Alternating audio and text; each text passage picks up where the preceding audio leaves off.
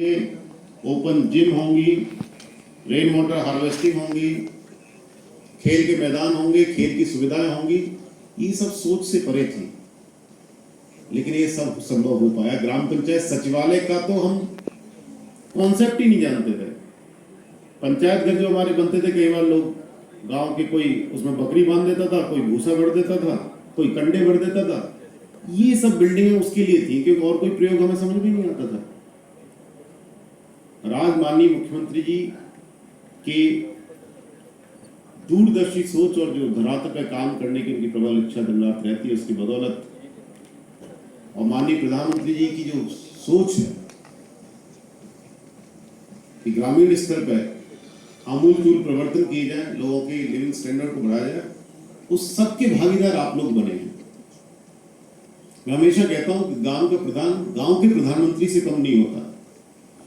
आपके पास absolute power होती है, लेकिन कई दशकों तक नाली और खड़ंजे से संघर्ष करते हुए अब उससे ऊपर उठ के आप नए नए काम कर रहे हैं। और मुझे लगता है कि मेरठ मंडल के ग्राम प्रधान पूरे देश के लिए बहुत सारे मायनों में पथ प्रदर्शक बनने वाले हैं, पूरे देश के लिए। और मैं उदाहरण के और सबूतों के साथ, सबूतों के आधार पर कह रहा हूं कि मामूली बात नहीं है जो आप लोग कर रहे हैं, आप लोगों ने जो कर दिखाया है। मैं गांव में गया था, देखा कि उन्होंने इंटरलॉकिंग पे कैट साइज लगा रखी थी। Cat size in the village, मतलब गांव में कैट साइज। तो हमने प्रधान जी से पूछा कि तो रात में कई बार दिक्कत होती है, तो पता लग जाए कि रास्ता बीच में कोहरे के टाइम में पता नहीं लगता, तो उसके लिए कैट साइज लगा रखी है। अकल्पनीय है। हर 500 मीटर पे एक वाटर कूलर लगा हुआ है, जो किसी बढ़िया ऑफिस में तो देखने को मिल जाता, लेकिन किसी गांव की गली में नहीं मिलता। और ग्राम पंचायत सचिवालय ऐसे जिसमें झूले भी हैं, जिसमें बेंच भी है, जिसमें जाने क्या क्या किया हुआ। एक ग्राम प्रधान जी ने अभी मुलाकात हुई तो उन्होंने अपने पूरे गांव का एक पोर्टल डेवलप कर दिया, जिसमें अगर प्रधान जी से पूछो कि कितने शौचालय बने हैं, पूरी लिस्ट क्लिक पे दे देंगे, ये शौचालय बने हैं। राशन कार्ड कौन है, अंत्योदय कौन है, पात्र गृहस्थी कौन है, नरेगा में कौन कौन से काम हुए हैं, बिफोर एंड आफ्टर के फोटो, कितने दिव्यांग पेंशन धारक हैं। ये सब बदलते हुए भारत का प्रतीक है कि अब हमारे जो ग्राम प्रधान हैं, जिनको ये माना जाता था कि इनके पास कोई विजन नहीं है, और हम लोग शायद उस डेमोक्रेसी की उस मैच्योरिटी लेवल पर नहीं पहुंचे जब हम इतनी पावर लोकल लेवल पर दें। लेकिन ये मैच्योरिटी इतनी जल्दी आ जाएगी ये हमने सोचा नहीं था कभी। लेकिन आप लोगों ने क्या दिखाया कि पोर्टल बना रहे हैं, आप गांव के बुजुर्गों को रात को टेलीस्कोप से चंद्रमा के दर्शन करा रहे हैं, गैलेक्सी दिखा रहा है। आकाश गंगा जो पहले दिखाई करती थी नंगी आंखों से और पॉल्यूशन की वजह से वो दिखनी बंद होगी, आज वो सब देखने को मिल रही। कम्युनिटी साइंस कॉन्सेप्ट ही नहीं जानते थे कि कम्युनिटी को भी हम क्या स्कूलों से जोड़ सकते हैं, पेरेंट्स को भी जोड़ सकते हैं, बुजुर्गों को भी जोड़ सकते हैं। और ये बहुत लंबा समय नहीं हुआ, बहुत ही अल्प काल में ये सारी चीजें देखने को मिली है। और मैं धन्यवाद देना चाहूंगा अपने सभी डिस्ट्रिक्ट मजिस्ट्रेट को, सभी चीफ डेवलपमेंट ऑफिसर को, हमारे डीपीआरओस को, बीडीओस को, कि इन्होंने इस मिशन को अपने हाथों में लिया और अब पूरा विजन और मिशन के साथ पूरी टीम काम कर रही है। जैसे 1 मई को हम लोगों ने सोचा कि अभी तक हमारे पास 4 mother and new born care unit हैं, मात्र 4 पूरे मंडल में। हमने कहा मई में हम पूरी गवर्नमेंट फैसिलिटी को एमएनसीयू बना के, एमएनसीयू देके, मंडल में नहीं, प्रदेश में नहीं, देश में नहीं, बल्कि पूरे विश्व में एक ऐसी जगह हम बना देंगे जहां की हर गवर्नमेंट फैसिलिटी में एमएनसीयू होगा। और ये सब आप करने जा रहे हैं। अब तक लगभग 70% काम हो चुका है। 30 मई का टारगेट रखा था हमने 30 दिनों में करने का, लेकिन ये 30 महीने से कम का काम नहीं था। तो जानबूझ के रखा गया था कि स्पीड उतनी ज्यादा रहेगी।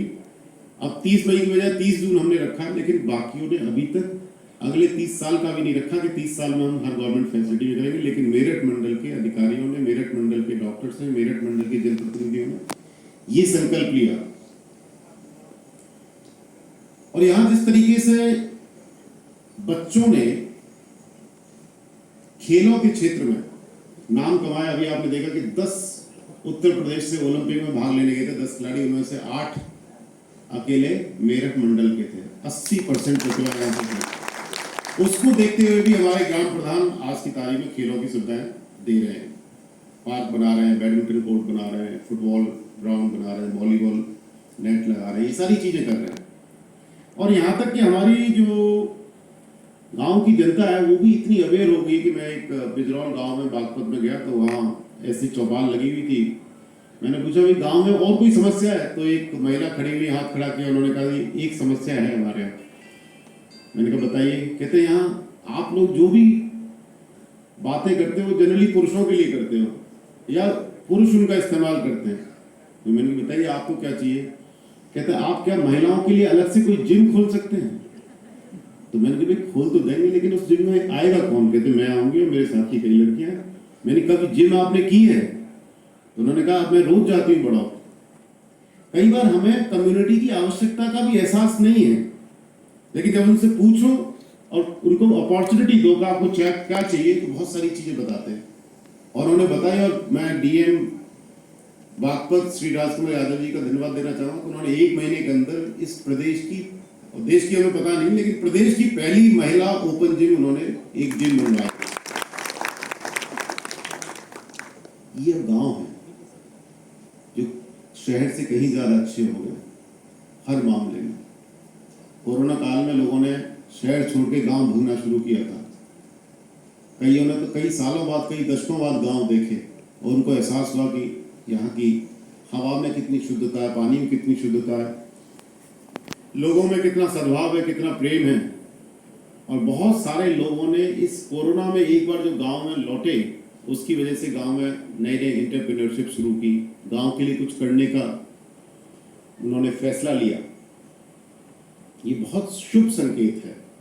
और आज का ये कार्यक्रम जो मूलतः हमारे एक एमओयू साइन होना था, मूलतः वो कार्यक्रम था, लेकिन जब मैंने अपनी टीम से कहा, हमारी ईवाई की टीम, हमारे सलील यादव जी जिन्होंने प्रोग्राम का संचालन कर रहे थे, और पूरी टीम, जब मैंने उनसे कहा कि ये जो आप grey water, black water, solid waste management, ये सब चीजें जो बता रहे हो, ये समस्या सिर्फ ग्रेटर नोएडा की नहीं है।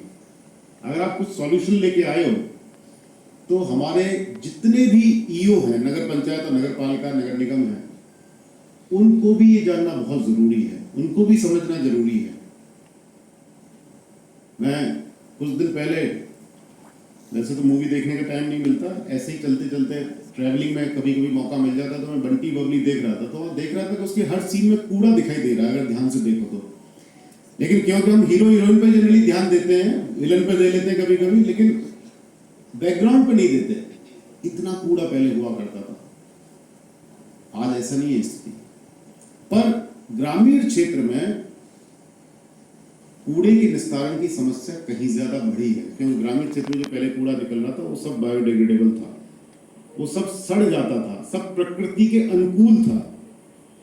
लेकिन जैसे जैसे वहां लाइफस्टाइल चेंज हुई, चाहे हम साबुन यूज करने लगे, शैम्पू यूज करने लगे, क्रीम यूज करने लगे, डाई यूज करने लगे, उससे तो हमारा पानी,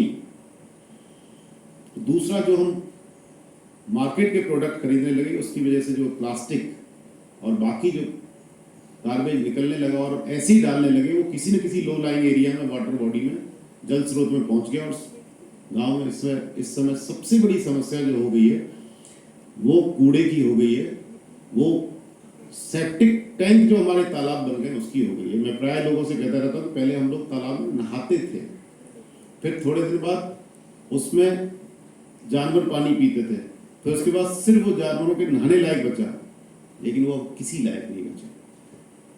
आज के गांवों के तालाब किसी लायक नहीं बचे, वो सिर्फ सेप्टिक टैंक बन गए। और तमाम ग्राम प्रधान हमारे पास आज की तारीख में आते हैं कि ये इसकी समस्या का समाधान कैसे हो। जो गलियों में घुस गया है पानी और आसपास की बोरिंग में इतना जहर घुल गया है जिसकी वजह से लोगों में बीमारियां हो रही हैं, कैंसर तक की बीमारी हो रही है।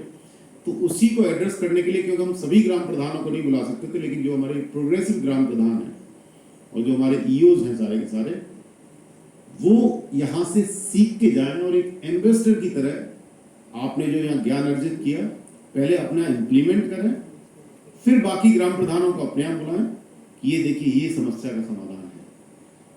आज आपको कुछ लोगों का नंबर भी दिया गया है, बट ये आज की सेमिनार सिर्फ आज तक सीमित नहीं रहेगी, आगे भी आपको जब जब आवश्यकता पड़ेगी कि साहब उस दिन एक कॉन्सेप्ट तो समझ में आ गया था लेकिन प्रोसेस समझ में नहीं आया, या इसकी स्थापना कैसे होनी है, उसकी हैंड होल्डिंग चाहिए, उसकी ट्रेनिंग चाहिए, उसका सपोर्ट चाहिए, तो ये सारी की सारी चीज़ें हमें करनी होंगी। आपके तालाब आगे बर्बाद नहीं हो, और बर्बाद जो तालाब हो गए उनको आप कैसे सही करेंगे, इसका आज आप संकल्प लेके अगर जाएंगे तो मुझे बहुत खुशी होगी। क्योंकि आगे का आपको अगर जनता के बीच में जाना है तो वो आपसे यही सवाल करेंगे कि भाई नाली, खड़ंजा, स्ट्रीट लाइट, ये तो सब पहले प्रधान जी कर गए थे, आपके सामने तो एक समस्या आई, उसका आपने क्या हल किया? और वो बहुत बड़ी समस्या है, जिसके लिए हम एक तरफ उस पानी को न जाने दें, वाटर कंजर्वेशन कैसे कर रहे हैं, क्योंकि बारिश का समय आने वाला है, तो हम छतों के पानी को ले जाके जो एकदम शुद्ध पानी होता है, मैं हमेशा कहता हूं कि 250 ग्राम पानी के लिए हम 7 रुपए बिस्लरी में खर्च करते हैं, साथ में प्लास्टिक पॉल्यूशन जो एनवायरमेंटल कॉस्ट है उसको तो हम कैलकुलेट ही नहीं कर रहे, उसमें हम 7 रुपए में 250 ग्राम पानी खर्च करने को तैयार, 250 ग्राम पानी के लिए 7 रुपए खर्च करने के तैयार हैं। लेकिन जो लाखों लीटर पानी प्रतिवर्ष आपकी छत पे आता है और जो उससे कहीं ज्यादा शुद्ध होता है, उसको हम नाली में और तालाब में जाने देते हैं, नाले में जाने देते हैं। ये क्या बुद्धिमत्ता है?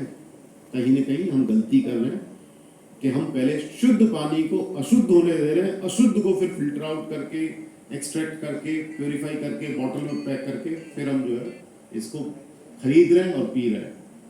तो एक तरफ हमें बारिश के पानी को संजोना होगा, दूसरी तरफ घर में जो पानी यूज हो रहा है उसको संरक्षित करना होगा, मिनिमम यूज करना होगा। ग्राम पंचायतों को पार्लियामेंट की तरह और विधानसभा की तरह अपने कानून बनाने होंगे, अपने बाईलॉज बनाने होंगे कि आप अगर ये कूड़ा डालेंगे इतना जुर्माना लगेगा, भैंस नहला के ऐसे ही सबमर्सिबल छोड़ देंगे इतना जुर्माना लगेगा, आप तालाब में कूड़ा डाल रहे हैं तो इतना जुर्माना लगेगा, नाली चौक कर रहे हैं तो इतना जुर्माना लगेगा। हर चीज को आपको जुर्माना डिफाइन करने होंगे, क्योंकि जब नगर पंचायतें अपने तरीके के नियम बनाती हैं जो आपसे ही उपजी हैं, ग्राम पंचायत के बाद में ही नगर पंचायत बनती है, जब नगर पंचायत अपने कानून बनाती हैं, अपने टैक्स लगाती हैं, अपना कलेक्शन करती है और तब सिविक सर्विसेज देती है, तो ग्राम पंचायत की भी civic services free of cost नहीं हो सकती। और जब तक ग्रामीणों में हम ये भाव नहीं लाएंगे कि आप जो गलत कर रहे हैं, गलत तो कर ही कर रहे हैं, लेकिन अगर गलत करेंगे तो इसका जुर्माना भी आपको भुगतना होगा, इसकी सजा भी आपको होगी, तो वो खुली बैठक में, जो हम गांव सभा की बैठक कहते हैं, खुली बैठकें आयोजित की जाए, उनमें निर्णय लिए जाए सब मिलकर, किस एक्टिविटीज पे क्या जुर्माना होगा, उसके जुर्माने निर्धारित किए जाए, रसीदें काटी जाए, कलेक्शन किया जाए, और उस पैसे को फिर गंदगी साफ करने में, तालाब को साफ करने में, तालाब को खुदवाने में, कई बार आपको जेसीबी की जरूरत होती है, उन सारे कामों में अगर किया जाएगा तो निश्चित रूप से आपको इन समस्याओं से निजात मिलेगी। साथ ही जो आपने देखा कि कई ग्राम पंचायतें एक साथ आके भी, क्योंकि ग्राम पंचायत के पास इतने रिसोर्सेज नहीं होते, तो कई ग्राम पंचायतें सामूहिक रूप से भी कई सारे काम कर सकती हैं, जैसा कि आपको प्रेजेंटेशन में दिखाया।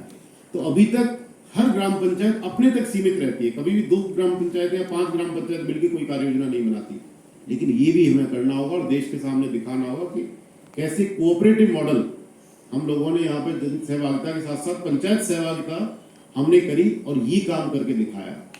आउट ऑफ बॉक्स सोचना पड़ेगा, जब तक हम वो नहीं सोचेंगे तब तक हमारी समस्या जस की तस रहेंगी। और एक आज के टॉपिक से अलग हटके कि हमें ग्राम पंचायतों को सिर्फ भौतिक अवस्थापनाओं में ही मजबूत नहीं करना, सुदृढ़ नहीं करना, बल्कि जो आपसी झगड़े होते हैं, जिसकी वजह से पहले गांव में कुछ नहीं था, कच्चे घर थे, छप्पर थे, कच्चे रास्ते थे, बिजली नहीं थी, सब कुछ नहीं था, लेकिन प्यार था, सद्भाव था, आपसी मेलजोल था, समझ थी, सब शाम को साथ में बैठते थे।